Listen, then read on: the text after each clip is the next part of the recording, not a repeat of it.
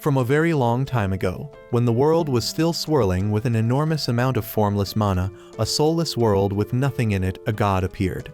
He merely commanded the earth to appear, and immediately mana condensed and hardened into the ground beneath his feet. The remaining mana, following the god's words, rose up to become the sky. This was the world described in the book that old Gus was reading to the boy beside him. The boy listened while offering his opinions, saying what he needed was the relationship between words and mana, which made Gus a bit annoyed. He was teaching for free, so the boy should focus and listen to the end. Hearing this, the boy sat quietly. Old Gus continued teaching. After the god had created the earth and sky, next came the formation of the moon and sun, the elements from fire to lightning, then other gods. Of course, evil gods were also born alongside them. So the creator god invented language, a language used to describe these evil gods. And that was the origin of gods and words, the intimate relationship between them giving written words their power. As he finished speaking, Gus immediately wrote a word in front of him, and the entire line of text burst into flames. This was the word ignis, meaning fire. Next was the word erase, meaning to remove. If this word was placed over the first, the fire would disappear. After the lesson with Gus, the boy visited the temple of the gods. He remembered the names of each god in sequence. Volt the lightning god, Master the earth mother goddess, Blaze the god of fire and technology, Whirl the god of wind, Sylvia the goddess of wind, Enlight the god of knowledge. The boy stopped before the statue of the god Gracefeel. Below the statue's base was a line of ancient text, not quite complete. The bright boy immediately understood they deliberately wrote it incompletely to avoid accidentally unleashing its power. Just then, a girl approached and tapped him on the shoulder. Seeing the boy was curious about this god, she explained that this was the god who governed reincarnation, the child of the lightning god Volt and the earth goddess Master. The girl, Mary, greatly respected the goddess Master, who blessed everything from the earth to humans. Among the 6 gods, she was the most respected. Today's lesson ends here, Mary said, about to take Will home for dinner when Mr. Blood appeared, immediately showing Will his trophy, a wild boar he had specially brought back for Will. The meal was quickly served, and Will repeatedly thanked Mr. Blood. He just smiled and reminded Will that the boy was old enough now to go hunting, to get used to taking away the life of other beings. Mentioning this made Will a bit sad. Seeing this, Mary scolded Blood, saying it was too early for the kid to learn such things, and Gus, sitting in the corner, joined in agreement. Will was only 3 years old, yet he could already read books and remember many things. This was the sign of a genius. He should be studying, not hunting creatures like Blood suggested. And so Blood and Gus began arguing. Although Blood was a skeleton with a somewhat strange appearance, he was very kind-hearted. Will picked up a piece of bread and curiously asked Mary when she had baked it. This was a secret Mary couldn't tell Will.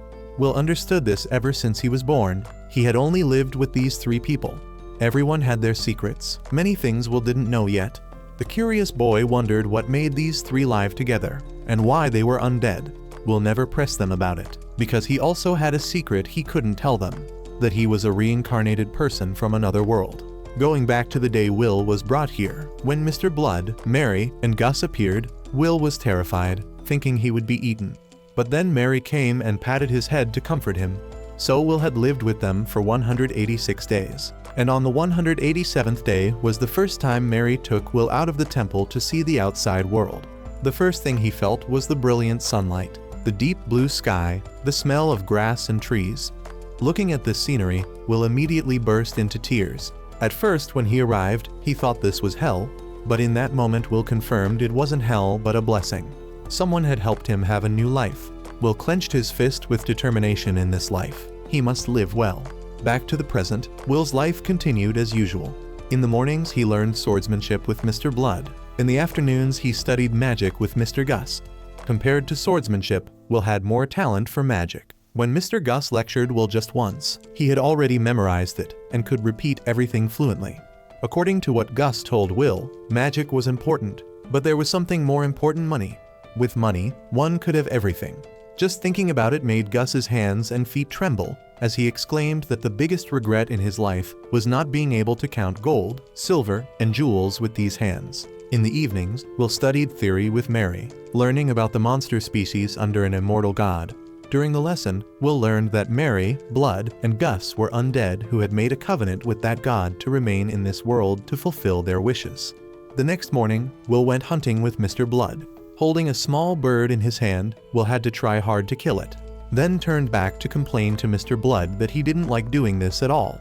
Seeing this, Mr. Blood had to explain to Will that he didn't like killing either. But this was necessary for a warrior. To survive, they had to put aside thoughts like Will's. Then Blood urged Will to hunt more. That afternoon, Will had a practice battle with Mr. Blood. To make it fair, Blood allowed Will to use magic. The battle began with Will keeping his distance and casting numerous spells at Blood. Yet the man was still able to close in on him. Though the battle was quick, Blood still praised Will, saying he had improved a lot, and the way Will cast magic was surprising. Hearing this, Gus laughed, saying at first he thought picking up an orphan was redundant. But now Will had become more useful. Blood immediately silenced Gus, saying he shouldn't speak like that in front of Will. Knowing he had gone too far, Gus apologized to Will right away, which surprised Will, as this was the first time he had seen Gus apologize to anyone. On the way back, Blood hoped Will wouldn't take what had just happened to heart. In truth, Gus was just someone who didn't know how to choose his words, but he also loved Will very much. Will understood that.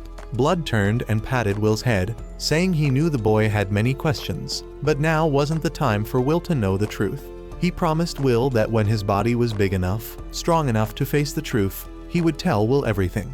Blood taught swordsmanship, Gus taught academics, but Mary was the one who taught Will the most things. She taught Will daily life skills, how to plant trees and such.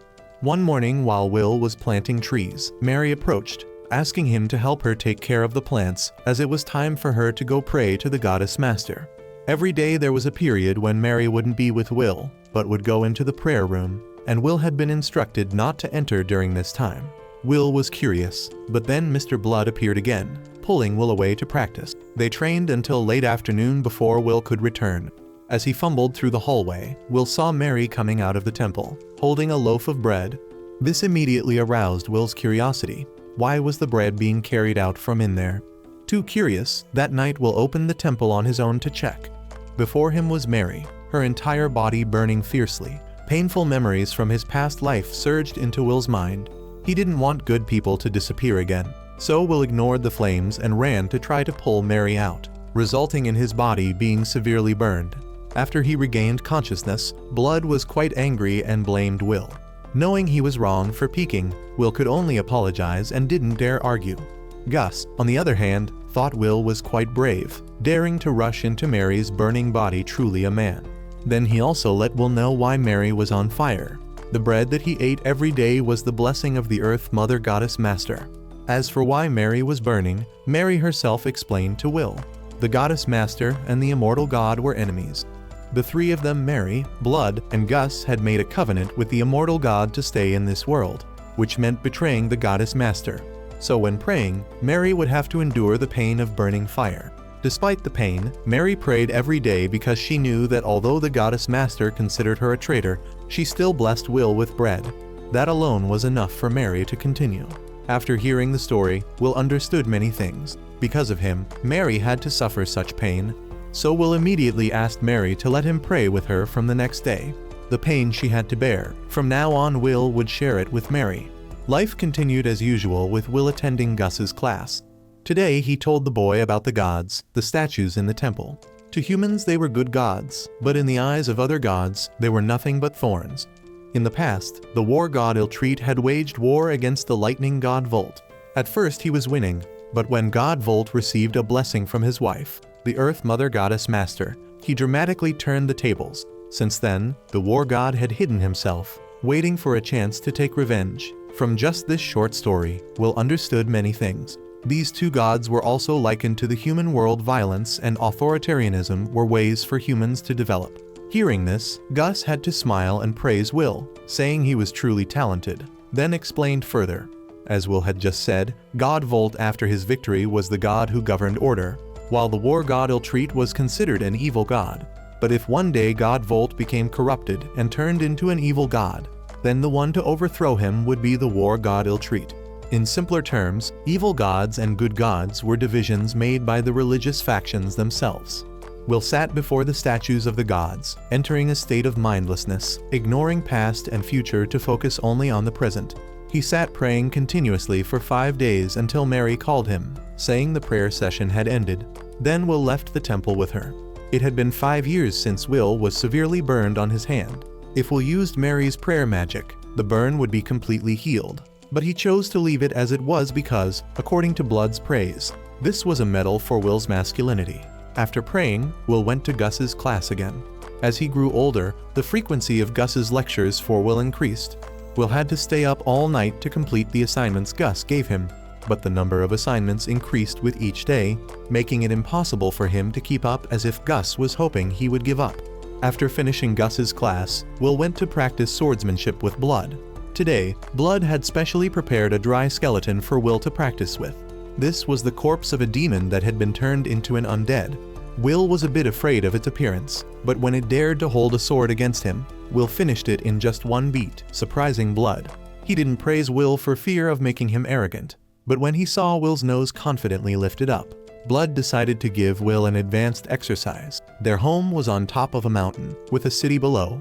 It had been 13 years since he came to this world, and this was the first time Will was allowed to go down there. As they walked, Blood explained to Will that this used to be a very bustling city, but now it was different. Only undead wandered around everywhere. That was why he had forbidden Will from coming down here alone. Blood led Will deep into a cave, then asked Will to prepare his equipment carefully. The test would begin now. Will would have to find a way out of this tunnel, and he would wait for Will outside. With those words, Blood dropped the oil lamp into the water and disappeared. Will hurriedly cast a light spell on his shield, looking around but couldn't see Blood anywhere. Only 2 undead approaching him, forcing Will to fight against them. After defeating the 2 undead, Will sat huddled in a corner wall, reflecting. It had been a long time since he had felt this loneliness again, loneliness from his past life. But now things were different. He had 3 very skilled teachers. In this world, 15 was the age of adulthood. In just 2 more years, Will would be an adult. He understood that was why their training had become more difficult. But this was nothing. Will was determined to bring the best results to repay them. After resting, Will continued fumbling through the tunnel. Before him was an undead. According to Gus, this kind was different from the ones he had just met. It was very proficient in magic. A dangerous opponent that made Will begin to hesitate whether to fight it or find another way. Suddenly, a determination burned within Will. He rushed straight out to fight the undead. It held a spear to attack Will. With just one strike, Will realized this one was nothing compared to Blood. He could completely win. Will jumped up to dodge the attack, then slashed straight at the undead's head. His sword broke in half upon impact, but the undead also died right after. Will began to worry. Without a weapon, how could he continue now? At this point, he noticed the spear the undead was holding. Will picked it up to check and found a line of text engraved on the spear's shaft. This was an item from the dwarf race, better than nothing. Will took the spear and continued on his way. As he walked, he assessed everything. Looking at this ruined, desolate place, it had likely been 10 to 20 years without people here. So where did Will come from, he wondered. Just then, a wind blew from behind Will, startling him. Will turned around to check and saw Gus. Thinking he had come to pick him up, Will happily ran over to ask about the situation. But for some reason, Gus said nothing and cast a spell to create a golem to attack Will, surprising him. Looking at his eyes, Will had to sweat. Gus was serious. Will struck back immediately with a spear thrust into the core of the golem, turning it back into ordinary stone. But Gus's attack wasn't over. Stones enchanted by Gus shot at Will, followed by numerous other spells. Will could only run while casting counterspells, but Gus's casting speed was too fast, faster than Will's dispelling speed. Will was hit and fell, rolling over. He tried to stand up and run away, but that didn't last long either. Will wondered why Gus wanted to kill him. No, he didn't want to die. Will turned back with the spear in hand, his will to live rising high. He rushed forward with the intention of killing Gus in return. But in the end, Will still couldn't do it. Will dropped the spear and stopped fighting, because he knew Gus was still holding back. He was doing this for some purpose. If he wanted to kill Will right away, with Gus's fire magic, he could completely burn everything, causing Will to either suffocate to death or be crushed by falling ceiling rocks. Will was now crying. He considered the 3 as his family. If he had to hurt them or die, he would rather choose death. Will looked up at Gus, and somehow Gus laughed, patted his head, and praised Will. He had completed today's lesson very well, with nothing to criticize. Then Gus led Will out of the tunnel. After this incident, Will became even more certain that this ancient city and those 3 people must be related to his birth. The spear that Will got from the undead was named Moon. The lines of text engraved on the blade and shaft were magic. The blade allowed it to emit light, while the shaft allowed it to contract and expand freely. Will really liked this weapon, as it was the first magic weapon he had. From then on, the frequency with which Blood took him to the ruins for practice increased, while Gus's lessons decreased, making Will wonder. So Gus gave him another practical assignment, to go down to the underground pipes and find some coins. At first, Will thought Gus was about to teach him something very interesting, only to find that the coins he brought back were used by him and Blood for gambling. At that time, Will hated this game, but when teased by Gus and Blood, Will jumped right in to play with them until Mary discovered the 3 and scolded them all. After Mary left, Will stayed with Gus. In recent years, he had been observing astronomy to kill time. On the day of Will's coming-of-age ceremony, he would have to fight a match with Blood, and Gus wanted to ask Will a favor, to deliberately lose the match without letting Blood know the truth. Will immediately refused, saying this wasn't like Gus at all. Everything must have a reason. If Gus would tell him the reason, he would accept defeat.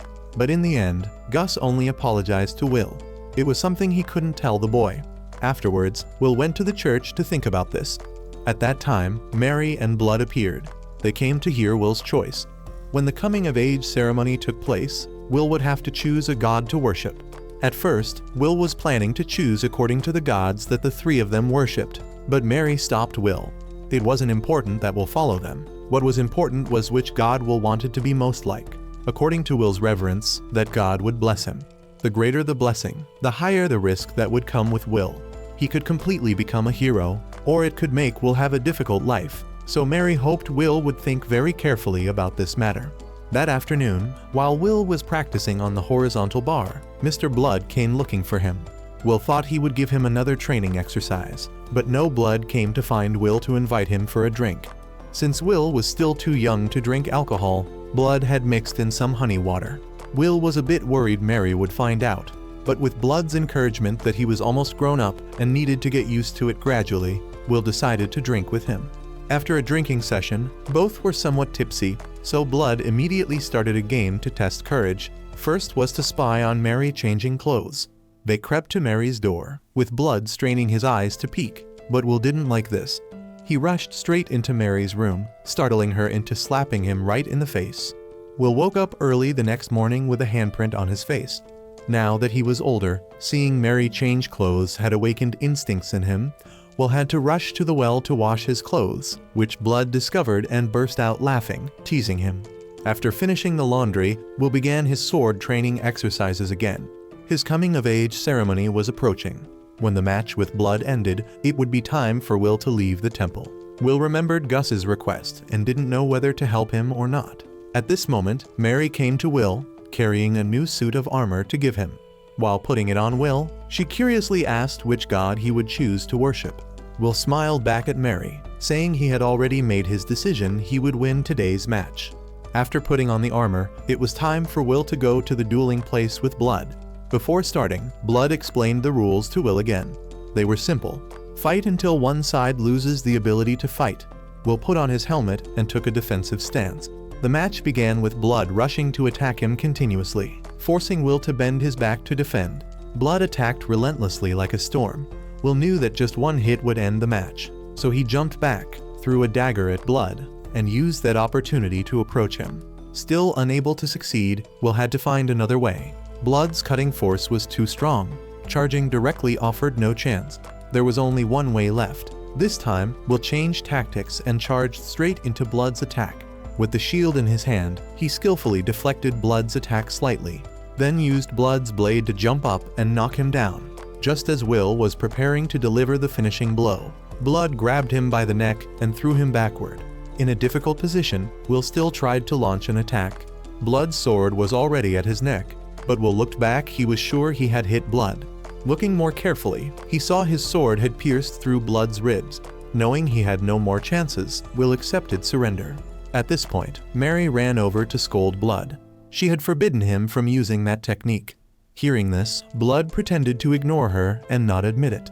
So Mary explained to Will, The technique Blood had just used was one he performed while still alive, using his own ribs to pin the opponent's sword, then using that opportunity to counterattack. This technique was too negative, so she had forbidden Blood from using it. After the battle, Will sat down with the two of them. Everything they could teach, they had already taught Will. Now it was time for Will to go out on his own. At this moment, Will smiled in gratitude and called them mother and father, which surprised both Blood and Mary. Then Blood laughed, saying he had nothing to give Will except this sword, which he drew and handed to Will. This would be proof of Will's adulthood. Will took it and drew it to examine. Blood continued explaining to Will. This sword was called Mundane Eater, a magic sword ranked among the most powerful. Because the characters engraved on it were very difficult to understand, he would explain briefly to Will. This sword had the effect of restoring the user's vitality after each slash, meaning the more Will fought, the more advantageous it would be for him. But Blood had a piece of advice for Will: don't rely too much on this sword, because the more he relied on it, the weaker he would become. That's why it was called a demon sword. Now that the sword had been passed on, the coming of age ceremony was over. It was also time for Will to know the truth. With Mary's permission, Blood began to tell the story, a story of a legendary king and demons, and why the three of them had raised Will. The story went back 200 years, when the king of demons had caused a war on this continent. They massacred everywhere, using human flesh and blood as sacrifices for their primal god. And the king of demons, a madman with the ability to create soldiers from his own flesh and blood, had used the demon sword that Will was now holding. Nothing but cutting could wound him. One by one, regions had fallen.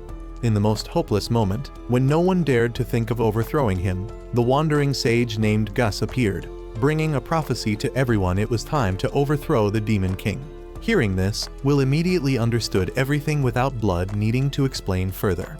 Gus's plan was simple: infiltrate the tunnel under the ancient city, then take the opportunity to steal the demon king's sword. The demon king wasn't immortal. He created his army from his own flesh and blood, then recovered using the demon sword. If they could steal it, Gus's team could completely defeat him. Speaking to this point, Blood stopped Will. Will was truly a genius, but he was wrong about the ending. They couldn't defeat the demon king. When they thought they had cornered him, he revealed his full power. That was also the first time Blood had suffered a miserable defeat in a sword fight. If they couldn't kill him, they had to seal him away. Mary and Gus had worked together to do that. Fortunately, it worked. At this point, the echo of the god Stagnate suddenly reached them. With the Mundane Eater, the demon king could completely kill a god, so their sealing of him made Stagnate thank them. Then she had a negotiation with them. Because all three were excellent, she wanted them to become guardians of the demon king's seal by turning them into undead. It was said to be a negotiation, but in truth, there was no other choice. The three Gus, Mary, and Blood had become undead and protected this seal until now. For 200 years, they had been protecting this place. Because Gus had created a protective barrier, they didn't know whether humans outside were still alive or extinct. Then one day, Will came to them. He was brought by demons. Seeing this, Gus had strongly objected, but Mary and Blood still decided to take Will in and raise him. Hearing this, Will already had an idea in his mind: to repay their kindness in raising and teaching him. He would go out to learn more things, find more friends, and someday he would definitely return to restore this city. At this moment, Mary suddenly stood up and hugged Will, saying very sad words that made Will a bit confused. Why did it sound like an eternal separation? Just then, the sky suddenly darkened. From above, the god Stagnate descended. According to the agreement, Mary and Blood would be taken away by him. Will fell to his knees under the tremendous pressure of the god. He couldn't do anything. At the most critical moment, Gus appeared. He shouted for Will to quickly take Mary and Blood away. He would stay behind to cover for them. Gus began to chant numerous spells at Stagnate, doubling spells, then tripling, then quadrupling, which greatly surprised Will. The amount of mana Gus emitted was extreme, more than when Will had fought him, plus the quadrupling spell. This should have been a spell that required several people to cast together. Yet Gus casually chanted it and was able to bind the evil god Stagnate. For the final blow, Gus unleashed a storm that blew the evil god away. Afterward, he turned to check on Will's group. Mary and Blood still retained their souls, making Gus think everything was fine. But no, the very next second, he was cut in half. Mary and Blood were no better off. Stagnate approached Gus, picking him up. What had just happened was only one of his avatars. But being able to destroy that avatar meant Gus was truly a great mage. He didn't want to lose such a powerful servant as Gus, so he set him aside for now. Next, he called to Will. Will stood frozen in fear, unable to do anything. Stagnate approached, laughing and thanking Will.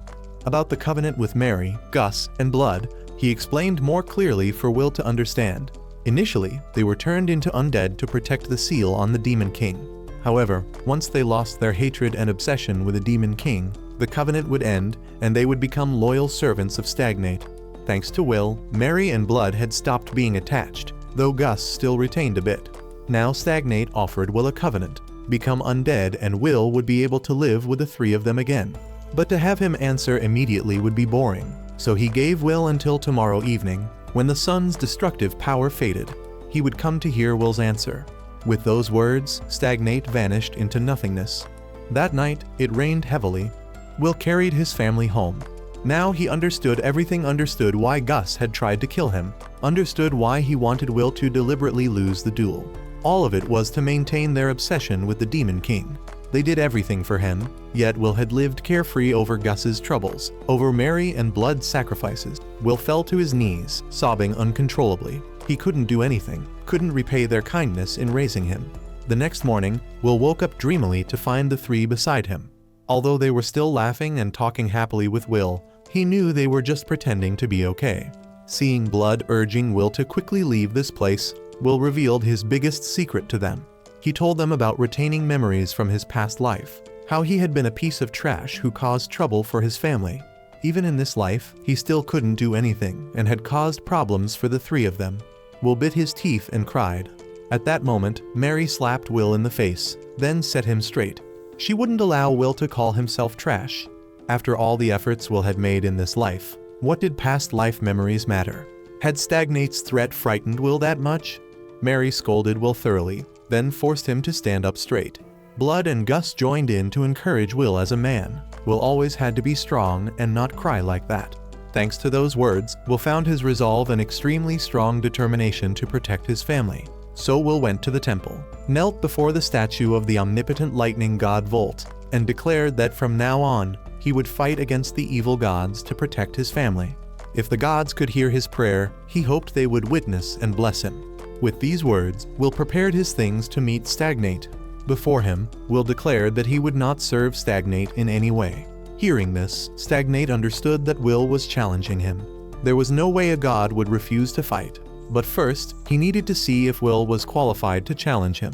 Immediately, Stagnate summoned countless undead to fight Will, an immortal god controlling undead.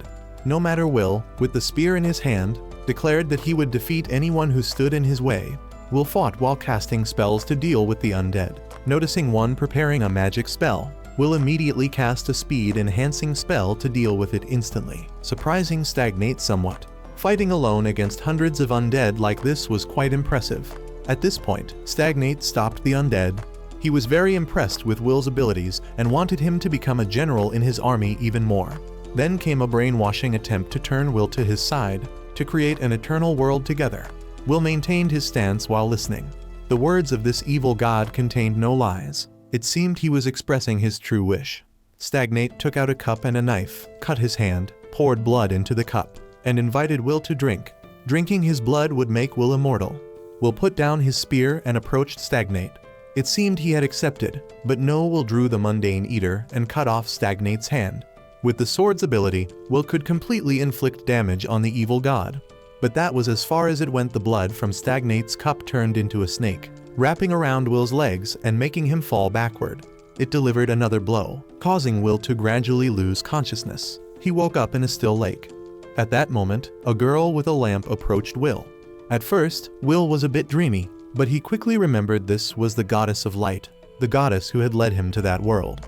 The goddess of light approached Will, curiously asking why he had refused Stagnate's offer. Will honestly shared with her. In his past life, he had been a failure, living without purpose, which was no different from being dead. Since coming to this world, Will had been determined to live carefully, to die properly.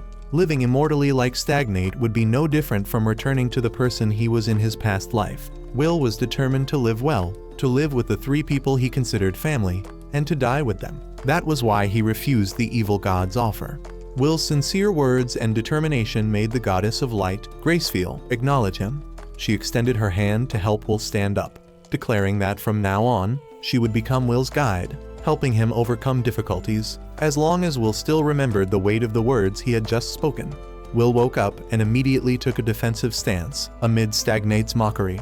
At this moment, Will clasped his hands in prayer to the goddess of light, making Stagnate jump. The blessing technique immediately Will's body burst into flames. This was the holy fire that he and Mary had endured when praying for bread. Having become used to it, it was nothing to him now. Receiving Gracefeel's blessing, Will stood up straight, took a deep breath, and declared that he would spend his entire life with the demon sword in hand. He would kill all evil to protect the world, and the first proof of his oath would be this evil god. Hearing this, Stagnate became furious. If Will had already been blessed by Gracefeel, then he had no more value to him. He ordered his undead army to attack Will. With just a single blow, Will completely wiped out the undead, making Stagnate pale. The torch technique became a technique that gave Death peace. This was exactly counter to his abilities. Now that his undead army was gone, only Stagnate remained. Will used acceleration to rush up and attack Stagnate. After a powerful strike, he couldn't see him anywhere. Will was still very careful, looking around for fear of a sneak attack. At this point, the goddess Gracefeel appeared and tapped Will on the shoulder. This was a guide Will tried to calm down and remember, then suddenly realized he was very far from the temple. Will fearfully cast acceleration and ran back as fast as he could, because from the beginning, what Stagnate was aiming for was the lives of Blood and Mary, not his. At this point, Will no longer cared about Stagnate. The important thing was to protect Mary and Blood. The evil god was an immortal god. As soon as he knew Will had been blessed by the goddess of light, he had considered that Will might be able to return Mary and Blood to the cycle of reincarnation. So he deliberately misled Will and headed toward the temple. Will rushed into the temple. Before him was Gus, who was being hung up high, while Stagnate was already standing right in front of Mary and Blood. Will had used all his strength to rush forward, but he knew it was too late. Even with borrowed power from the divine, he still couldn't save them. Just as Stagnate's hand was about to touch them, suddenly a flash of light appeared, dispersing his hand. It was the goddess master she had manifested to save Mary and Blood. After smiling at Mary, she vanished. Mary looked on and burst into tears, and Will also understood the issue. From the beginning, the goddess master had never blamed Mary, nor had she taken away her blessing. In the most dangerous moment, she had even temporarily manifested to protect Mary. Indeed, Mary's kindness had been reciprocated, thanks to the goddess master helping to block Stagnate for a moment. This was Will's opportunity. With the demon sword and the blessing of the goddess Gracefeel, Will could completely return Mary and Blood to the cycle of reincarnation. He slashed his sword straight toward them, of course. He had no intention of attacking his parents. He simply knew that Stagnate would rush out to block it. As expected, he did, and just as the techniques of both sides canceled each other out, from behind, Blood rose up to attack him. This surprised Stagnate. He wanted to cast a spell to gain the advantage, but Gus's shout rang out with a silencing charm that prevented him from casting any more spells. Will's golden opportunity had arrived. He rushed forward, slashing repeatedly at Stagnate. Despite the pain, Stagnate still cursed Will, but Will didn't care. He pointed his sword at Stagnate's face and declared that in the name of the goddess Gracefeel, he would live and die as a human. The evil god's body vanished, and Will fell to his knees, panting. Reflecting, Will realized that everything he had applied in this battle was from Mary, Blood, and Gus's teachings. Without their guidance, he certainly couldn't have won. It was good that he had now driven away the evil god. Afterward, Mary and Blood ran over to encourage Will. Gus also flew down from above, seeing Will's teary eyes. Blood immediately wanted to throw a party to celebrate this victory for Will. Gus joined in right away, even bringing out his 2,000-year-old precious wine. This time, Mary didn't stop Will from drinking, but she still gripped Will's shoulder tightly, warning him that if he got drunk, he'd get a scolding. Gus happily ran off to prepare first. Blood and Mary also wanted to follow but couldn't stand up. At this point, Blood sighed deeply, although he wanted to last one more night. It wasn't possible. An undead who had lost their worship of the immortal god, and also lost the will to continue living, could no longer stay in the human world. To prevent Will from being sad, Blood offered words of encouragement. There was nothing to be sad about parents should die before their children. They had been living astray for 200 years. It was time to rest in peace. Although Will knew this, he still couldn't accept it. He had sworn he would save them. Someday when he returned, he still wanted to see Blood and Mary again, wanted to practice sword fighting with him, wanted to do housework with Mary, and when he had a family, Will also wanted them to teach his children, just as they had taught him. Will burst into tears, refusing to accept this. Hearing this, Mary immediately stroked Will's cheek to comfort him. There was nothing to be sad about. She wouldn't allow Will to be so stubborn. This was their final moment, and they didn't want Will to be sad anymore. Then came the final instructions from them as Will's parents. Will listened with teary eyes. These were his parents' admonitions, and he swore to remember them for life. They would be the light at the end of the road, like the light the goddess Gracefield had given him. Afterward, Gus also brought the wine. This was the first time the four of them drank together. The first cup was also the last cup. It was both strong and heartbreakingly unbelievable. The party ended with the goddess of light, Gracefield, appearing to guide the souls of Mary and Blood away. The next morning, Will built a tomb for the two. Standing before his parents' grave, he clasped his hands in prayer and promised this would only be a temporary separation, regardless of whether they were still here or not. This was still where Will belonged, and when he had more friends and family, Will promised to bring them back here to visit the two. Gus appeared behind Will. Will took the opportunity to tease him. At this point, Gus threw Will a bag of money. This was the treasure he had kept for 200 years. Money that didn't circulate was like death. Gus hoped Will would use it for good purposes. Next, he revealed more truth to Will. Last night, he had negotiated with Gracefield. The seal on the Demon King still needed someone to guard it, so he was allowed to live for another 10 years before entering reincarnation. As for the goddess Gracefield, just by intervening in Gus's life and death, she had also lost quite a bit of power. So from now on, her faith and development would completely depend on Will's efforts. Will went to get his things and prepared to leave. Before going, Gus still kept him for a moment. To live in the outside world, Will needed a full name.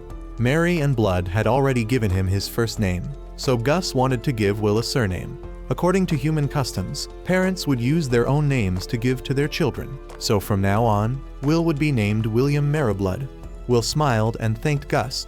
He extremely liked this name. Going back 200 years, when Gus's group's battle with the Demon King broke out, the brave Blood had defeated the undead outside the city, while Mary took care of praying for them to depart peacefully. Everything had happened according to Gus's plan. Standing on the hilltop, Blood looked far and wide into the city. The plan had been very perfect. They had done everything possible and could only delay for 5 days. If they couldn't defeat the Demon King within those 5 days, they would lose. This was a very dangerous battle, so Blood asked Mary to stay behind and not follow him anymore. Mary immediately refused. She threatened that if Blood didn't let her go, she would cut her throat and commit suicide right now. With no other choice, Blood had to agree. Perhaps this was their last time together, so Blood finally revealed what he had been hiding in his heart. He proposed to Mary at that very moment, with a vow that if they could return safely, they would marry. On the way down to the city, the two also painted a vision of having children together, a child with Blood's powerful swordsmanship, Mary's steadfast and careful will, and outstanding magical talent like Gus. He had already thought of a name for that child. The child would carry the will of the helmet and armor, and its name would be William. After leaving the city, Will had encountered many demons on the way. However, as someone taught by Blood and having fought with a god, Will didn't even bother counting these demons. Will walked along the stream. He had been walking for a long time but hadn't met anyone yet. It was raining, so Will ducked into a nearby pavilion to rest. Cold and lonely, Will felt a bit sad. After the rain stopped, Will continued on his journey, still following the stream, and finally discovered a new city. Will eagerly ran down to check. This place was ancient and seemed to have been abandoned for a very long time. In the middle of the city was a very large hole, which appeared to be the remnant of an extremely powerful magic spell. After making sure the city had no people left, Will went to the riverbank to pray to the goddess Gracefield, asking her to guide the wandering souls in this city back to the cycle of reincarnation. Having finished here, Will continued on his journey. The bridge across the river had long collapsed, so Will couldn't cross immediately and had to stay for another night. His food supplies were also gradually depleted. Although with his blessing skill he still had bread to eat, Will still wanted to meet humans more. The next morning, Will still followed the river, with the belief that he would eventually meet humans. Just then, there was a rustling sound in the bushes. Was it a demon? Will hurriedly drew out his spear for defense. From inside came a wild boar charging toward him. Will was startled and stabbed it once in the body. Just as Will was preparing to deliver the finishing blow to the wild boar, he detected someone behind him. He turned to check and saw someone aiming a bow and arrow at him. Judging by the arrow embedded in the wild boar's body and the arrow this person was holding, they seemed to be from the same source. With much difficulty, Will had finally met a person. He didn't want to turn their first meeting into a battle, so he began to rack his brain thinking about what to do now, how to act so the other person wouldn't attack him first. Will observed the person on the rock very carefully. From the symbols on his clothes, Will had guessed his identity, so Will started a conversation with him in the Elven language. Thanks to this, the person lowered his bow and responded to Will. He informed Will that the wild boar behind him was his prey, and Will had interfered with his hunt. Will instinctively wanted to apologize, but he quickly covered his mouth. This was a habit from his past life. He couldn't be too submissive like that, so Will smiled at the man, reasoning that since he had delivered the finishing blow to the wild boar, he wanted a share of its bounty. Because Will spoke very pleasantly, the other man agreed. They divided and butchered the wild boar together, distributing the head, thighs, arms, and legs very fairly. However, the wild boar's internal organs had to be eaten immediately, so the two had an outdoor BBQ together. While the man went to get firewood, Will used magic to light the fire. For now, he still didn't want others to know he could use magic. Before eating, Will didn't forget to pray for the blessing of the gods. He prayed so much that the other man had to grimace and exclaim that Will was truly a strangely devout person. At the end of the meal, before the man was about to leave, Will asked him for directions. According to what he told Will, the place where they were standing was the Beast Forest, which was already the boundary of humanity. Looking at Will's strange dress and behavior, the man guessed he was an explorer. Will just accepted it to get it over with, so the man showed Will the path along the river. If he walked for 2 more days, Will would reach a small village. At this point, Will curiously asked the man's permission to visit his village. This question made him uncomfortable, and he firmly refused to let Will go with him or talk to him anymore. Will watched as the man walked away, then shouted out his own name. The man also perfunctorily responded to Will. That night, Will camped by the stream, still thinking about this mental fellow. Elves had very long lifespans, so he was likely much older than Will, but Will still felt very happy to have talked with him. After eating, Will went to bed. He sank into a dream, and then suddenly woke up when he saw a prophecy from Gracefield for him, saying that Menel's village was being drawn into some kind of war. Will hurriedly gathered his things and followed. With the magic of pathfinding, Will quickly found the village from his dream. It seemed this place had not yet been attacked, as there were still 2 soldiers on patrol. Will was about to run out to introduce himself to them when he suddenly detected danger. Will rushed forward, using his shield to block an arrow for the 2 soldiers. He was shocked to realize that the arrow that had just been shot was identical to the arrows Menel used. Only now did Will see how naive he had been. Menel wasn't a victim, but the perpetrator of this massacre. From the rooftop, Menel drew his bow and shot at Will, who still held up his shield to protect the 2 soldiers. As soon as the 2 soldiers raised the alarm, Menel's attack group ran away. Of course, Will wouldn't allow them to escape so easily. He accelerated his body to chase after and block Menel's path. Seeing Will, Menel used magic to cause an earthquake under Will's feet. Will responded immediately with a powerful stomp on the ground, dispelling Menel's magic, which greatly surprised him. Menel continued to use fire magic to attack Will, yet Will slashed through his magic with 1 sword strike. Now Menel was sweating profusely, too late to run away. Will rushed forward, thrusting the shaft of his spear into Menel's stomach, knocking him unconscious, then used his binding skill to tie them all up. After it was over, the soldier Will had saved approached to thank him. He introduced himself as John, then explained everything that was happening here. This place was the Beast Forest, under the Fertile Kingdom, a chaotic place the kingdom didn't bother with. Next was about the attack group led by Menel. John recognized him immediately since Menel was a quite well-known hunter who lived in the neighboring village. Before, they had lived very peacefully. John didn't understand why they suddenly attacked them. At this point, the village headman Tom appeared to thank Will for his help. He calmed the villagers first, then wanted to wake up the attackers to question them about what had happened before deciding how to deal with them. After the interrogation, everyone learned that Menel's village had been attacked by demons. The place was now just chaos, with houses destroyed and no food left. That was why Menel had proposed raiding. He took all the responsibility upon himself, asking Tom to spare his comrades. Of course, this robbery couldn't be forgiven. Although Tom was sympathetic, he still had to hang them. Will stood quietly in a corner, observing. For people without direction, if they were released, they would just go back to stealing. Hanging them was a reasonable choice. However, Will's mother, Mary, had taught him to love those who were suffering, and his father, Blood, had also taught him to move forward without fear. Those words were still deeply imprinted in Will's mind. So Will decided to help them. He spoke up, asking the villagers to spare Menel's group, and he would pay compensation for them. This custom of compensation existed everywhere, so Will just needed one more reasonable excuse to be accepted. Will pointed at Menel, letting everyone know that his parents had also been harmed by demons, and he had sworn to kill all demons. So now, when a village was devastated by demons, he couldn't turn a blind eye. Then Will brought out his money bag. With this amount, Will could both ransom Menel's group and hire the villagers. With their help, the survivors from the neighboring village were brought here to be cared for, and Menel was also hired by Will to kill demons with him. Although he didn't like it at all, because he needed money, Menel had to help Will. The two of them entered the forest together. When asked by Menel about the plan, Will calmly replied that there was no plan at all. Time was gold. They would just charge straight at the demons' faces without needing to overthink it. Will and Menel wandered through the forest. With Menel's skills, he easily found Will an extremely safe place to spend the night. During dinner, Menel reminded Will again that he was only responsible for guiding Will to the village, not for fighting alongside him. Hearing this, Will still smiled, saying it was fine, he could completely do it alone. After eating, Menel rolled over and went to sleep. Despite Will's efforts to continue the conversation, Menel remained cold and didn't respond to Will. The next morning, Will and Menel continued their journey. They passed by some ruins when Menel told Will to stay behind. The village was just ahead, so he decided to scout a bit. Shortly after, Menel returned with a lot of information. It seemed the demons were having some kind of ritual. Menel immediately drew a map on the ground to help Will understand the situation better.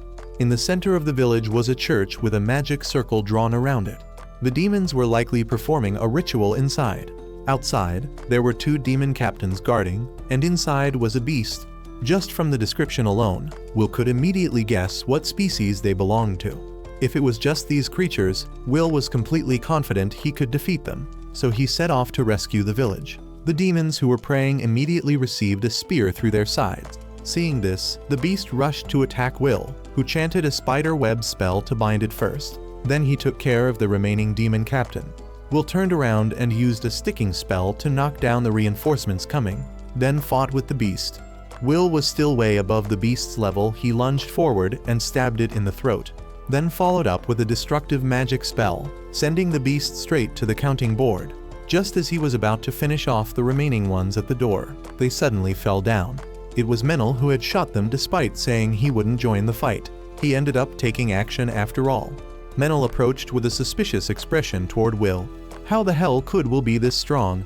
Will just smiled and made up a silly excuse, then urged Menel to check the village, hoping there were still survivors. At this point, Will ran to the nearby corpses. He clasped his hands in prayer for them to depart peacefully. Then Will and Menel patrolled around the village. Just when they thought no one was left alive, a voice called out to Menel. From the ruins, a severely burned person crawled out, smiling at Menel. When the demons came to the village, she had tried to hide. Although severely burned, she had remained strong, not making a sound because she believed Menel would come back to save her. Now that Menel had indeed returned, she was very happy. The girl reached out, wanting Menel to take her hand, but Menel just stood frozen.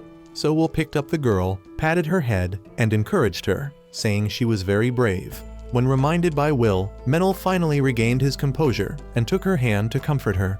Because she was too severely burned to be saved, Will prayed to the goddess Gracefield to let her pass peacefully.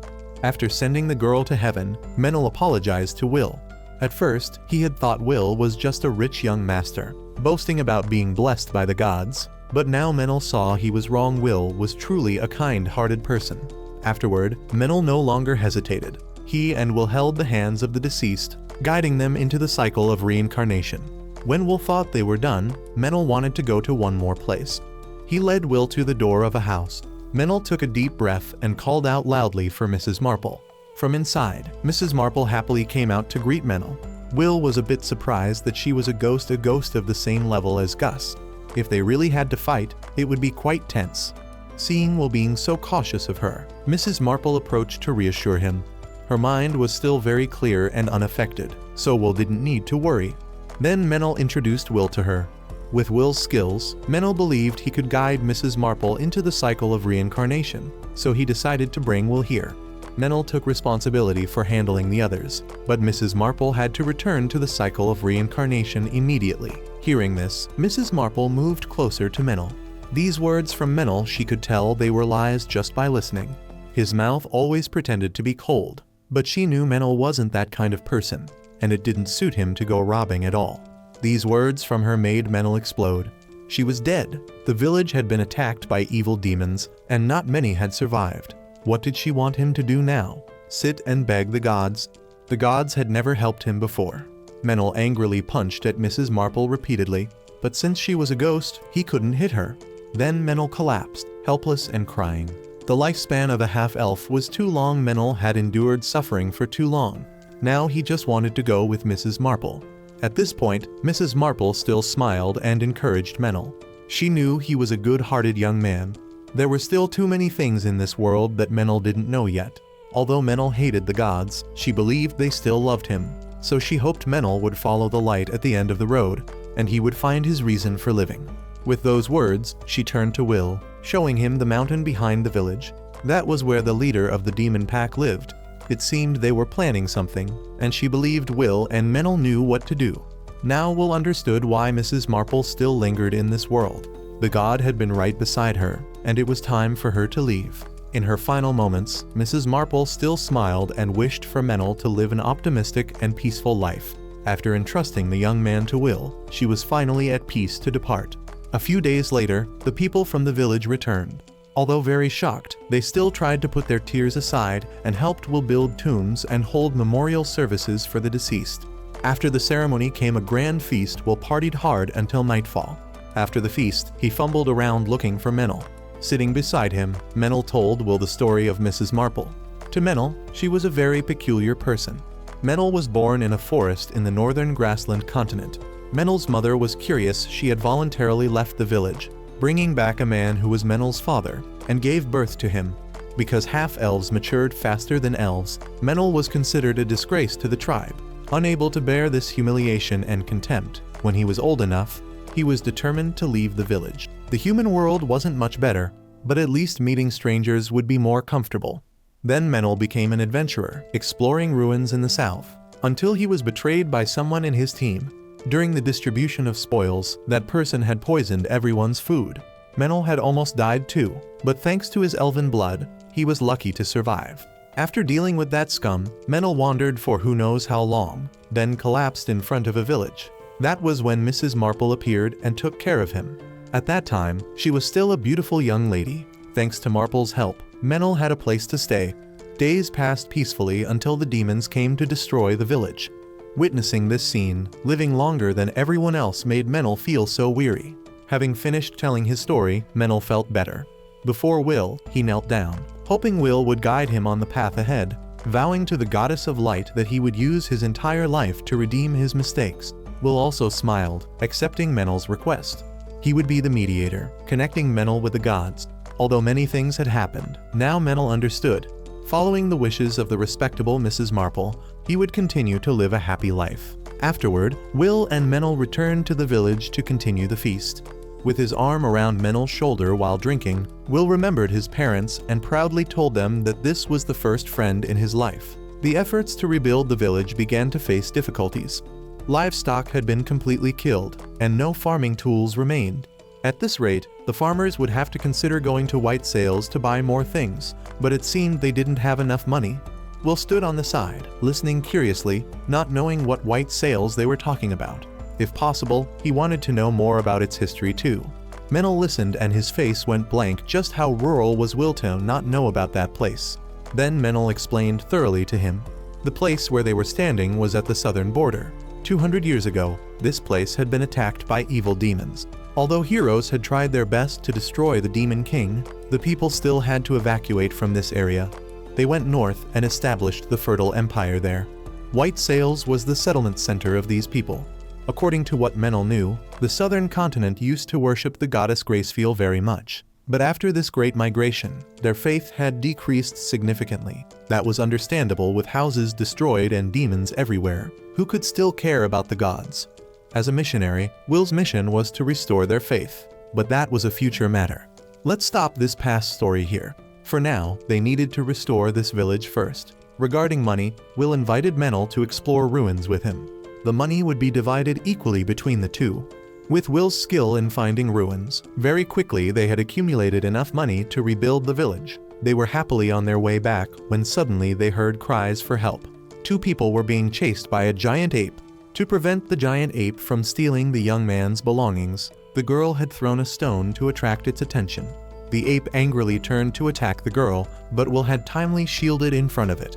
Blood had once taught him that when facing wild animals, running away or turning back would certainly lead to defeat. So Will just stared at the giant ape, and it stared back at Will.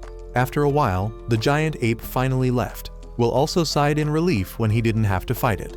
He turned to check if the girl was okay, and at this moment, her eyes brightened. Facing off against the giant ape with just his gaze, Will was definitely an explorer. The girl happily introduced herself and the man beside her. She was B, a wandering singer, and the man was Tonio, a wandering merchant whose guild had gone bankrupt. Will also happily introduced himself to them. He was a divine messenger serving the goddess Gracefeel. Will revealed something about himself that made the girl B even more excited. The southern continent was a place of worship, but this was the first time she had seen a divine messenger like this. Then Menel cut in to ask Tonio why they were alone in this forest. Hearing this, Tonio immediately explained. Currently, they were returning to White Sails City. Because they were traveling through the Beast Forest, they had hired quite a few guards.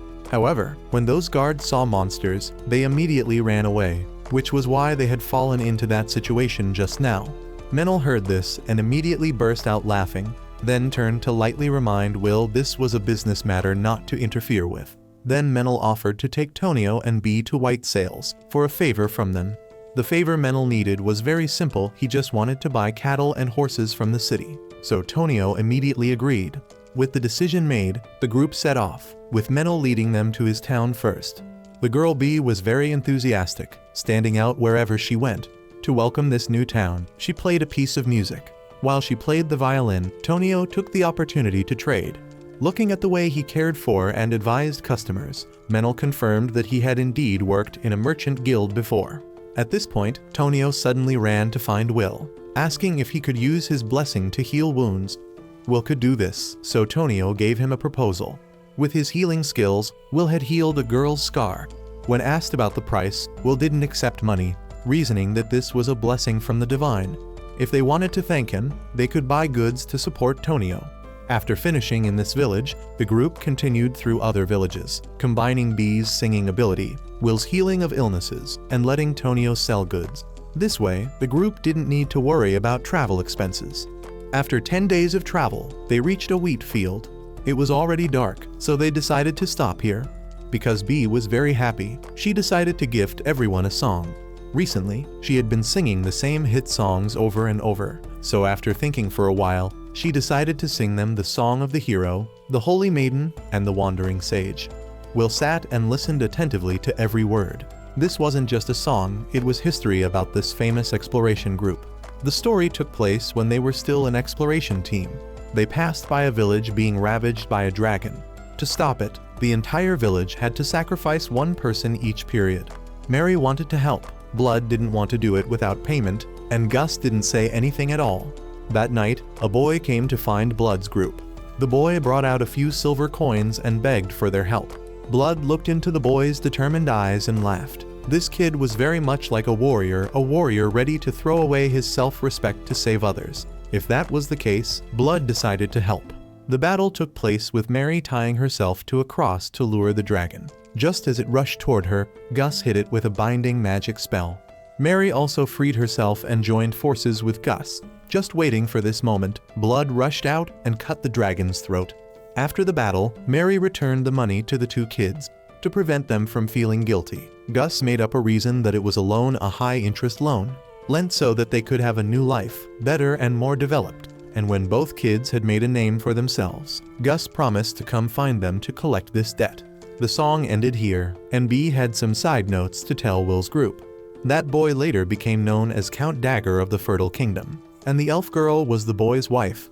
Although Dagger had been dead for a long time, due to the elf's physique, his wife was still alive, still waiting for the day the sage would come to find them, to repay the debt of gratitude from the past. And that was the entire story of the heroic song about the three heroes of the past. Will listened and was moved to tears. He was happy because the outside world still had people who remembered his parents. The next morning, while Will was practicing, Tonio came to find him.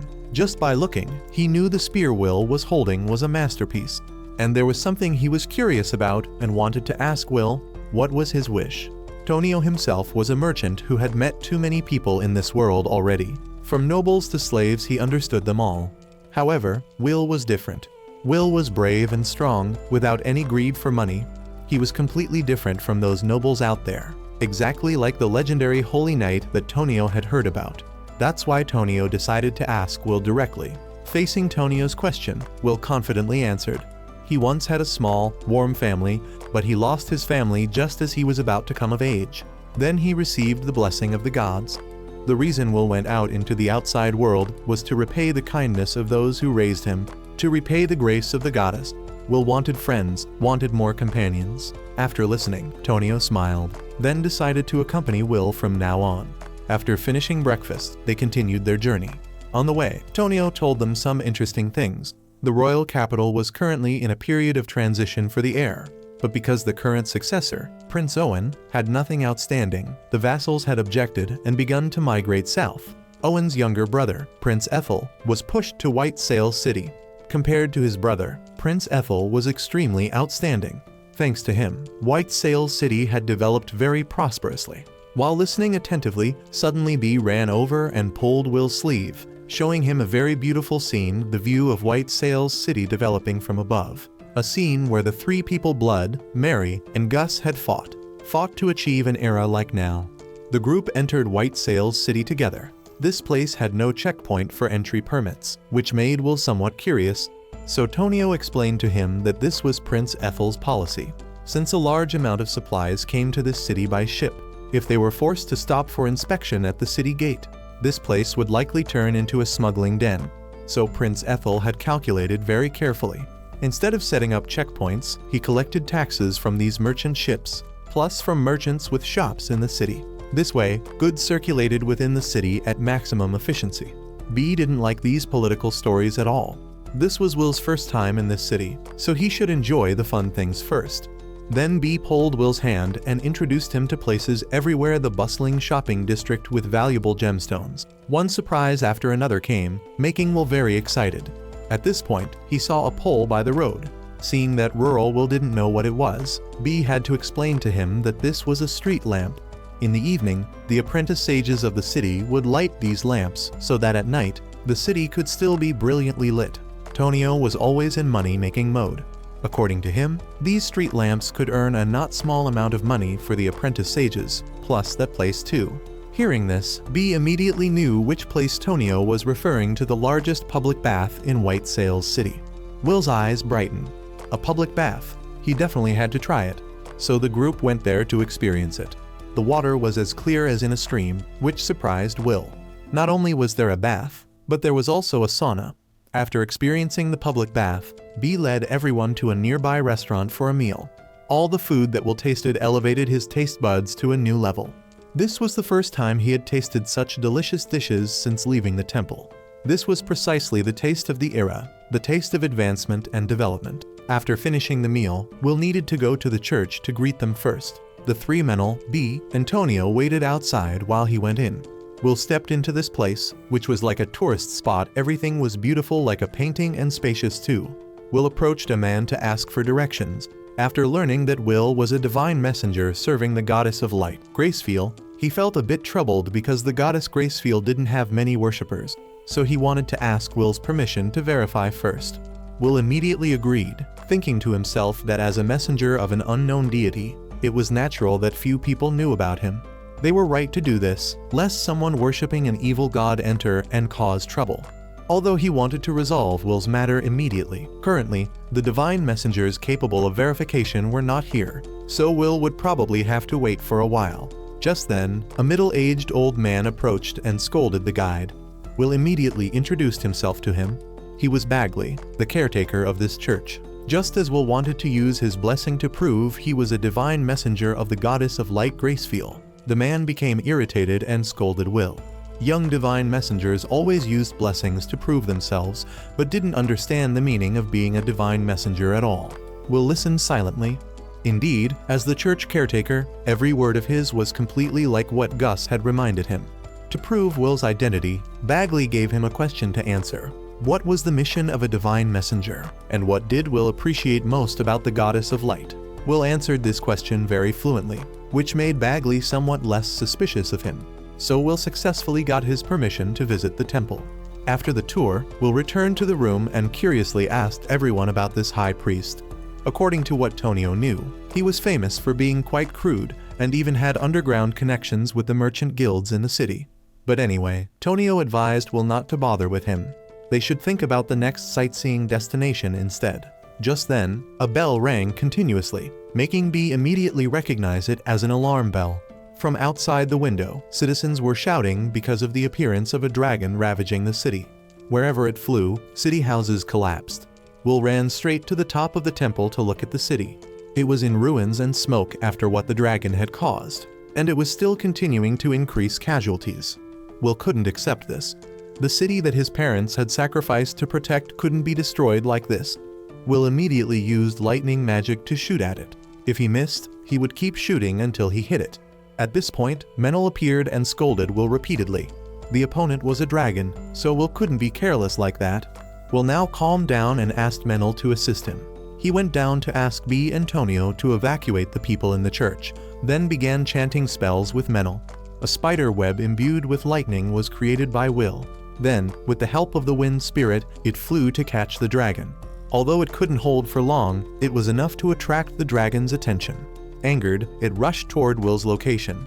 Will immediately clasped his hands in prayer, creating a protective layer around the church. The extremely strong impact of the dragon immediately shattered the protective layer. This was also when Menel cast a spell, creating a strong wind that blew the dragon away. It staggered and fell straight into the courtyard in front of the church. The opportunity had come. Will added a binding magic spell, then used acceleration to rush very quickly to stab the spear into its chest. It still wasn't enough. The stab couldn't kill the dragon immediately. In fact, it was about to breathe fire in this area. There were many people around.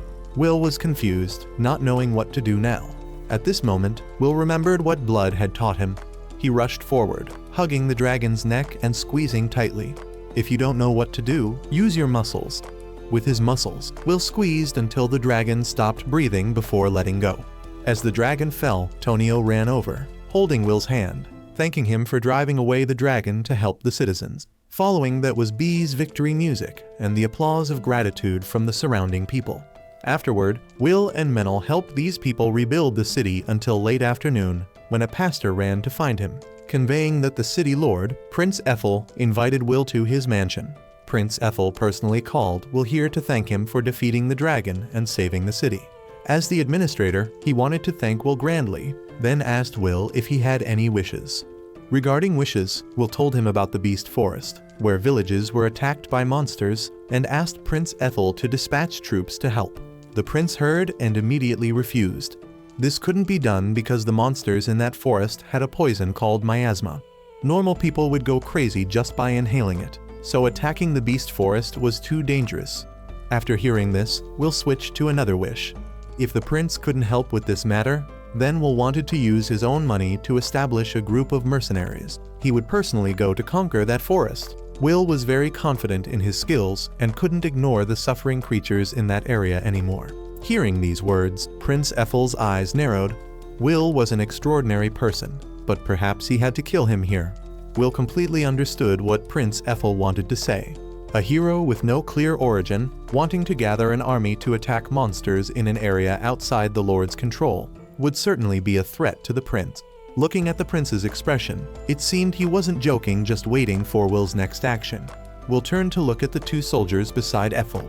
He could completely handle the two of them, but doing so would go against the will of the gods. He needed to think carefully, to come up with a way to escape this situation, to find a reason to make the prince change his mind. Then Will began his speech. He was a divine messenger of the goddess of light Gracefiel, who would bring light to the darkest places. As a divine messenger, of course, he would have to be a pioneer more than anyone else. Will placed his hand on his chest and confidently told the prince that he had to bring light to creatures crying in the darkness, had to be the one to show them the way. Then Will stood up and knelt before the prince, asking for his permission to carry out the plan. After listening, the prince reminded Will that the path he had chosen was a very dangerous one, and even if he allowed Will to proceed, there was no guarantee that anyone would follow Will into such a dangerous place. Will still looked at the prince with determined eyes. Despite difficulties and dangers, he would definitely kick the butts of those who dared to taint this world. Immediately, the prince burst out laughing. Now he had confirmed that Will was a high-level divine messenger, and also had an interesting companion. Seeing that Will didn't quite understand what he said, the prince explained more about Menel. Just now, when he mentioned killing Will, Menel had stared at him with full killing intent. At this moment, there was a loud voice outside the door. Bishop Bagley just barged into the room, blaming the prince. Clearly, Will had already been registered in his temple, yet the prince had called Will here without going through his temple. This was not respecting the temple at all. Hearing this, Prince Ethel still smiled, saying that him calling was one thing, but whether to come or not was up to Will. Moreover, the people at the temple were very supportive of Will coming here. This statement made Bishop Bagley very angry, promising that later he would go back and scold these people. That was enough teasing. Prince Ethel stopped the bishop, then told him about Will's story just now. It would be a lie if Ethel hadn't intended to kill Will earlier. But after seeing him so confident and straightforward, the prince also had an idea for Will. He decided to bestow the title of knight on him, and the bishop's church would take care of blessing Will. From now on, Will would be under the supervision of both the prince and the church. Hearing this, the bishop hurriedly stopped the prince. This was too sudden. He couldn't agree immediately and wanted to ask the prince for some time to think more. With those words, he called Will to leave with him. On the way, Bagley was very angry because Will acted according to his own will. Menel stood up for Will and talked back to him. So Menel had an argument with Bagley, while Will moved closer to the girl accompanying him. She was Bagley's daughter. She told Will about the past and the good things Bagley had done for this city. After listening, Will had a different view of him. Although Bagley was a difficult person, he was also someone who made great contributions to society and had very loyal subordinates. Will called out to Bagley and thanked him for helping in the conversation with the prince just now. Bagley looked at Will, then narrowed his eyes and criticized him. He still had to think more about the prince's proposal, so he asked Will to return to the church before this evening's mass. Will heard evening mass and was curious with a blank face, earning another harsh scolding from Bagley. Then Bagley had to explain to Will again. The scriptures had been revised 200 years ago. If Will was using the old ones, he must have learned from some long-lived priest. He asked his daughter to lend Will the book so he could study more at home. That afternoon, Will came to the church to wait for the archbishop. Looking at his prayer posture, Will confirmed that he was an experienced person. Besides his mother Mary, no one could pray as accurately as him. So Will curiously asked Bagley why he didn't pray for blessings in front of others. Facing this question, Bagley was quite annoyed and questioned Will back. What did he think blessing was, and why would a god bless Will? Was it because Will was strong and special? Not at all. When a god blesses an ordinary person, there's only one reason: that God has a purpose that needs to be accomplished through the blessed person. For blessed followers like them, each time they performed a prayer of blessing, they had to think very carefully, not haphazardly like other apprentices. That was the difference that helped elevate the status of a god. Will engraved every word. Outwardly, Bagley was a rough person, but inside, he was truly an excellent apostle. Then Bagley advised Will that someone as immature as him couldn't yet bear the responsibility of a holy knight. He wanted to help Will refuse Prince Ethel, but Will didn't want that. He had sworn to the goddess Gracefiel to use his entire life to drive away evil. This was something he had to do. Seeing Will so stubborn, Bagley had to agree with him. The next day, Will and Menel went to a restaurant. The night before, Menel had discussed thoroughly with Will no one would just dive into a battle with demons, so they had to target those who valued money and fame. Very quickly, Will targeted a group of people and invited them to explore the beast forest with him. However, when they looked at the reward and the danger level, they mocked Will and refused. At this point, a long-haired man showed his displeasure and drove them away. Will looked at that person and immediately remembered what blood had taught him. To determine how many battles a swordsman had been through, just look at their arms. It seemed this was a very experienced person. His thinking and goals completely different from those profit-hungry guys just now. Will approached to greet him and his team, then clearly stated his purpose for the exploration: to strike directly at the headquarters of the big boss demon deep in the beast forest. After hearing this, they all knew this was a very dangerous mission. But looking at Will's confident eyes, they accepted to join him, as long as there was food, lodging, and a little money. The day Will was to be given the title of Holy Knight was approaching. He had to learn more etiquette. Tonio was calculating to find horses to help Will's group explore. The number was quite large, making Tonio not know how to solve it. At this point, Will came forward and told him to just buy sick ones. He would heal them all. As soon as she heard that Will would cooperate with Restov for exploration, Bee became excited and wanted to help Will gather more information. It turned out she had known Restov before. He was a quite famous hero in this city. Missions that no one wanted to accept, Restov always took them all. But in return, Restov didn't want any fame at all. That made Bee very curious, but no matter how many times she tried to inquire, Restov always refused to answer. Finally, the day of the title bestowal arrived. The deputy bishop of the church and Prince Ethel personally attended this ceremony for Will. So from now on, Will was considered a holy knight. That evening, while Menel was sitting in a corner drinking wine, Will was thanking the deputy bishop for helping him with the ceremony.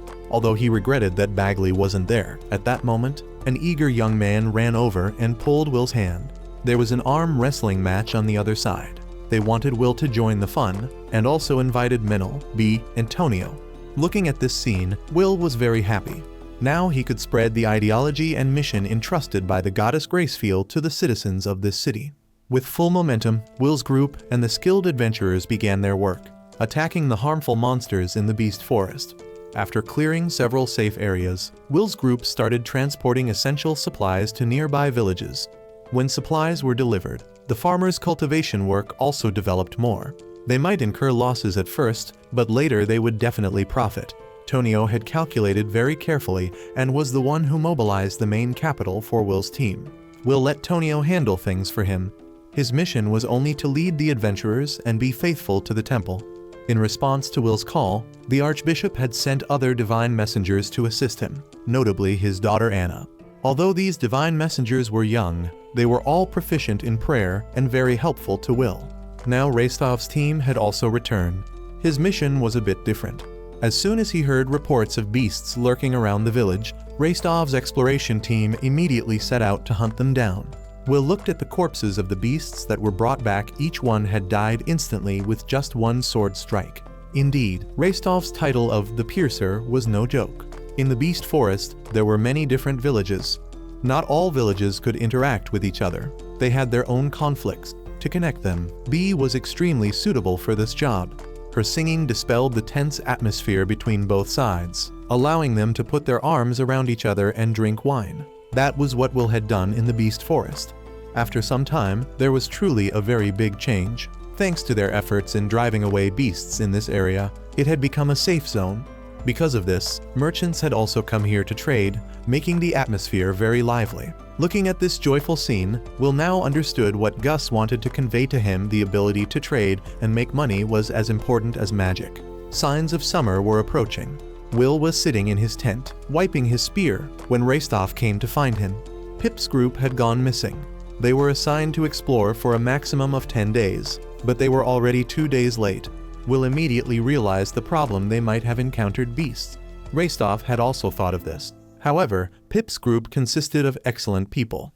What kind of beast could they have encountered that they couldn't handle? So Will decided to set out to investigate this case.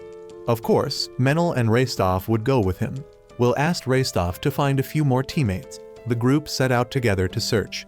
After traveling some distance, Menel suddenly spoke up to thank Will him for everything he had done. Without Will, Menel would have fallen into a deep hole by now. Will heard this and laughed. He also thanked Menel in return, thanking him for helping someone who knew nothing about this world. The group continued searching. When they climbed a nearby mountain, they discovered the corpses of Pip's group being eaten by crows, so they had to dig a hole nearby for them to rest in peace. At this point, Menel discovered an extremely large footprint beside their corpses. This footprint was larger than all the beast types they had encountered before. If they had to confront such a terrifying creature, it was understandable that Pip's group couldn't resist. They had fought very bravely. Will sat down to pray for their souls to rest in peace.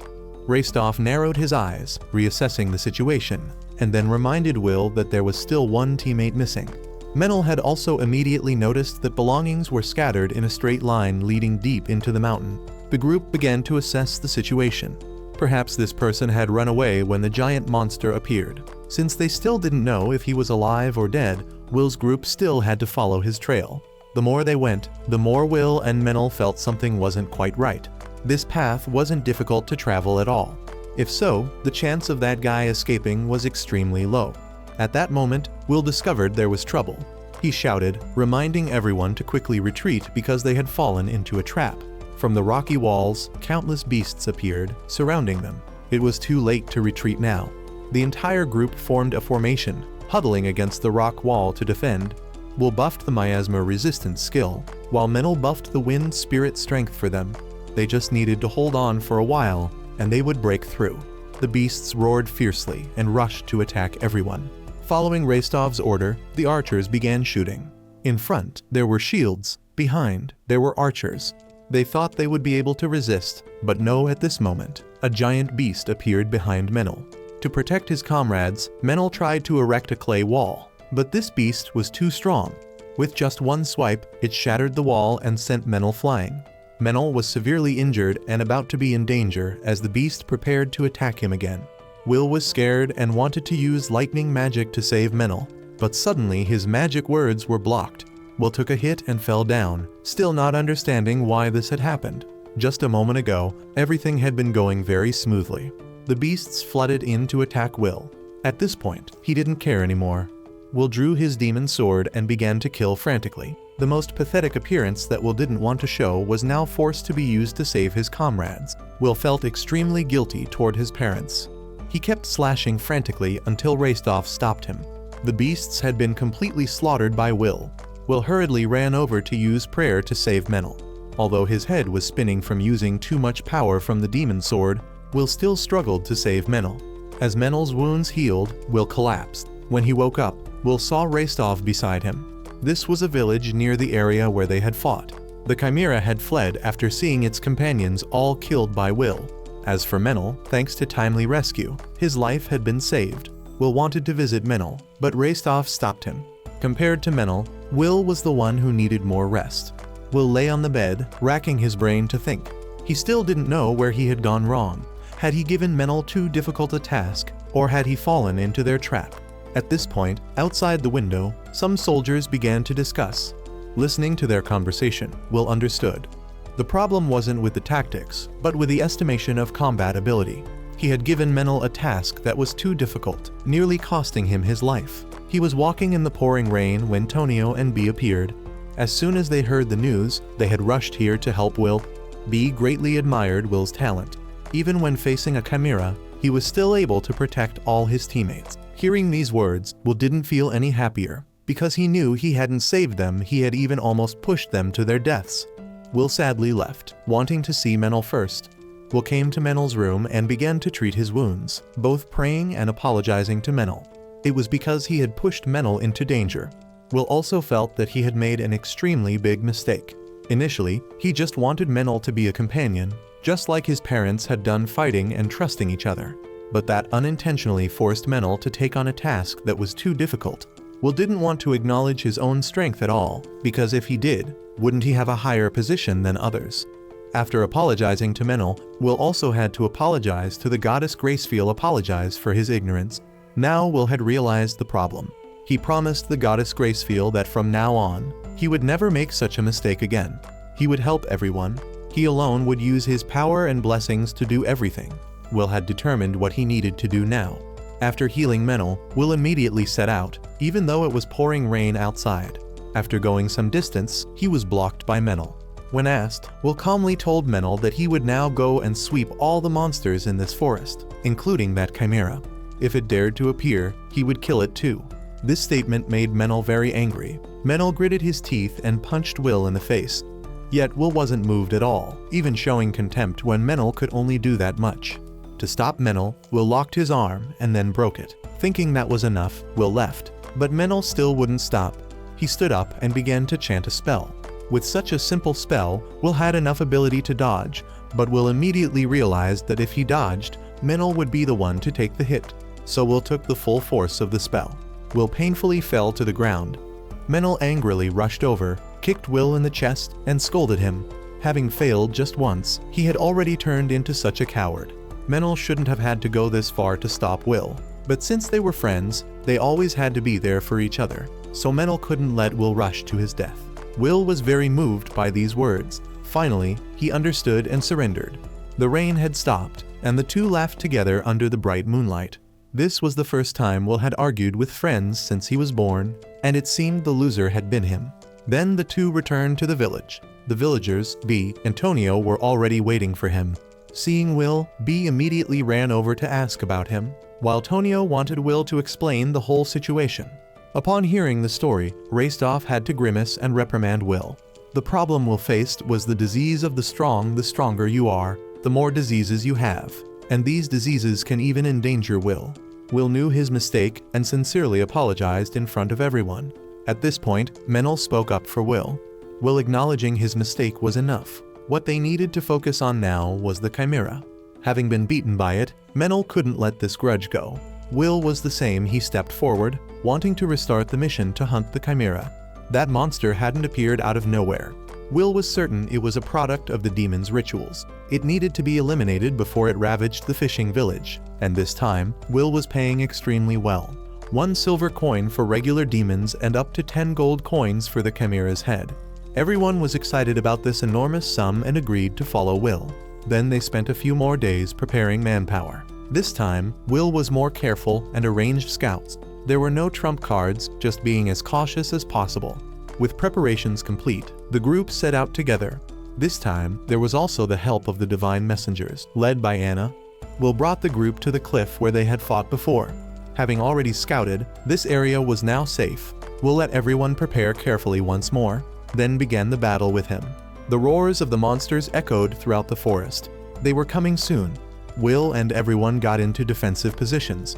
Menel and the divine messengers stood in the back, shooting to support everyone. Will buffed the soldiers with miasma resistance. Thanks to this, they were able to hold back the wave of monsters. Taking that opportunity, Will broke through, piercing through the monsters. Then he turned back to look at his comrades and smiled. He couldn't do it alone. After witnessing this scene, Will felt that he was just one element in the battle. Will got excited and led the soldiers to charge straight into the monsters. Back in White Sails City, Prince Ethel had also received reports of Will's battle. Beside him was Archbishop Bagley. While Ethel was wondering if Will could overcome this, Bagley was certain he could. Because if Will couldn't handle such a small wave, he would never deserve their support. Will and Menel had now reached an old church on the mountain. From the outside, it looked like nothing. Menel was about to go check it out when Will stopped him.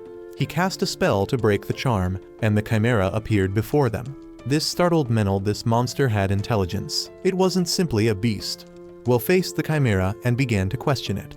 This monster had a connection to the Supreme Dark King. Now Will understood the problem. This place was like a chessboard. If the monsters controlled White Sails City, the seal on the Supreme Dark King would soon be broken by them. But if Will could eliminate all of them, he would be able to reinforce the seal's defense line. Will pointed his spear at the chimera's face and declared that in the name of the goddess of light Gracefeel, he would destroy it right here.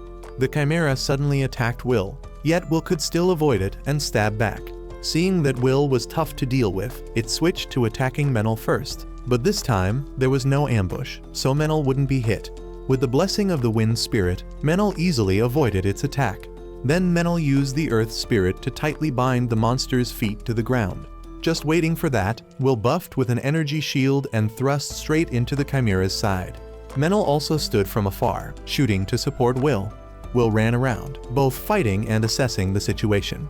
This monster had 3 heads. Whenever they were about to attack, they seemed to be delayed a bit due to differing opinions. That was Will's golden opportunity to dodge and counterattack. Will kept running around and seized the opportunity to stab it. He didn't need to finish it with a grand blow. He just needed to do this to cause damage gradually. Menel stood in a corner, shooting through its tail. Will seized the opportunity to stab straight into the goat head. The monster screamed in pain and decided to use the dragon's power. Its entire body began to emit miasma. Seeing this, Will immediately told Menel to keep his distance from it, and he would finish the rest. With the holy seal of the goddess master, Will wasn't affected by the poison. So Will, with his shield, rushed forward to block all the fire-breathing attacks from the chimera. Very quickly, its dragon head was also defeated by him. There was only one last head left. Will dodged the attack and jumped very high into the sky, taking advantage of the brightness of the sunlight to blind the monster. Will plunged straight down, stabbing his spear into the final head. Now the monster had completely fallen. After defeating the monster, Will and Menel entered the old church, where they found Rastov already standing inside with the corpse of a dragon. It turned out that Rastov had seen Menel and Will's battle. Not wanting to interfere in the middle of the fight, he had gone around to find a way in here, taking the opportunity to deal with the leading monster and claimed the 10 gold from Will.